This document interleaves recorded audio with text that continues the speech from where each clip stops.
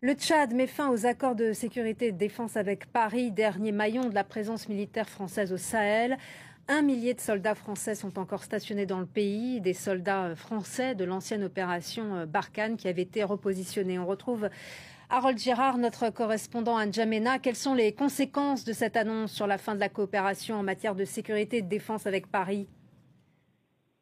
Bonjour. Alors, même si pour l'instant aucune précision n'a été donnée, des précisions définitives par le pouvoir tchadien, on imagine bien que ce qui est d'abord attendu, c'est le départ des soldats français du territoire national. Le ministère des Affaires étrangères a d'ores et déjà annoncé dans son communiqué d'hier soir qu'il respectera le préavis. On ne sait pas combien de temps exactement sera laissé aux troupes françaises pour ce désengagement, mais en tout cas, selon les derniers dires du pouvoir tchadien, il a l'air déjà acté. Ce communiqué, il signifie en principe que tous les types d'accompagnement que fournit l'armée française à l'armée tchadienne s'arrêteront dans la foulée.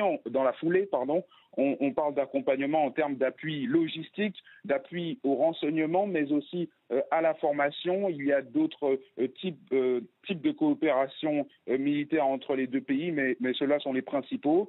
Le Tchad surprend avec cette nouvelle puisqu'il est en pleine reprise d'hostilité face au groupe terroriste Boko Haram et avait pourtant annoncé il y a quelques semaines le renforcement du partenariat militaire avec la France, justement. Alors c'est un peu un contre-pied pour Paris. La dernière annonce, elle avait été faite à l'issue de la visite de Mahamat Idriss Déby, le président tchadien, à l'Élysée. Il s'était entretenu avec Emmanuel Macron et le communiqué de fin de visite avait l'air de bon ton puisque les deux pays, dans plusieurs domaines, annonçaient le renforcement de leur partenariat et particulièrement dans ce domaine militaire. En somme, ici à N'Djamena, on attend des précisions sur comment va se dérouler cette rupture d'accord et qu'est-ce qu'elle implique exactement, mais c'est ce qu'on peut prévoir pour l'instant.